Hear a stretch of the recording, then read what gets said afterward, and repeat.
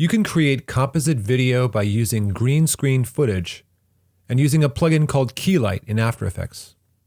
A composite image is a video image made by combining several distinct images or videos.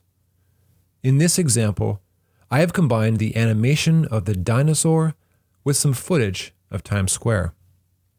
You can find green screen footage on YouTube by including green screen in your search. Make sure to filter your results for HD resolution footage and above. My example is 4K, which is 3840 by 2160 pixels, so quite large, but it gives me a lot of flexibility with my framing. I downloaded the footage into my project folder using 4K Video Downloader. Go to File, Import File, and find the downloaded footage. I am also going to import another clip that I downloaded from YouTube, a video shot in Times Square. The Times Square footage is HD, 1920 by 1080. With any file you import, make sure it is coming from your project folder. Create a new composition.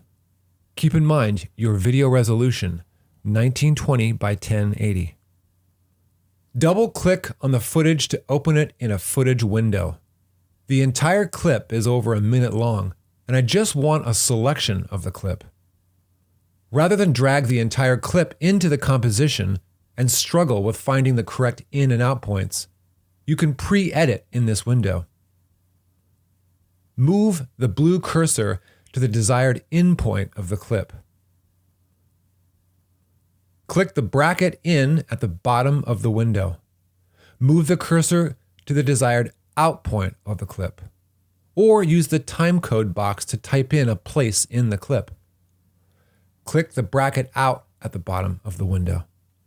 Click and drag on the clip icon in the project window to bring the selection of the clip into the composition timeline. I'm going to scale down the footage so that it fits in the frame. With this large 4K footage, I have lots of options when it comes to framing because I can scale down and move the dinosaur around in the frame. If it were too small, that is below HD resolution, I would have to scale it up, causing pixelation. For this reason, you always want to download the highest resolution clips you can. Now I'm going to pre-edit the Times Square footage. Double-click on the footage to open it in a footage window. This clip is 51 minutes, so much too long to simply drag into the composition and find the right point. I want a short selection where the camera pans suddenly. Move the blue cursor to the desired in point of the clip.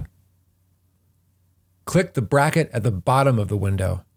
Use the timecode box to type in an exact length. Click the bracket out at the bottom of the window. Click and drag on the clip icon in the project window to bring the selection of the clip into the composition below the dinosaur. Now both of these clips are in the same video, and it is time to key out or remove the green. Select the dinosaur layer in the composition. Go to Effect, Keying, Keylight 1.2. This plugin will filter out the green in the clip. The Keylight effect will appear in the effects control window of the clip. Click on the eyedropper icon and select the green in the image in the composition preview window. It keyed out the green in the image. This is called a Chroma Key because it targets a color in the image and removes it. Because the footage has a very even and bright green, that actually did a pretty decent job. But we can do better. We can refine those edges. The first thing is to bump up the gain or brightness of the screen. Bring the gain up to 110%. Then go to View. Change it from Final Result to Screen Matte. The Screen Matte view gives you a black and white rendering of the image that shows you how the plugin is reading the image for green. The black is what is being keyed out. In this instance, the green in the image. The white is what is left of the image. In this instance, the dinosaur. Often, there are traces of green in the portion of the image we want to keep. And in particular, the transition areas around the edges. So look for the gray areas where you can sharpen up the chroma key. Go to the screen mat and bump up the black of the clip and clip back the white. Don't go too far with this.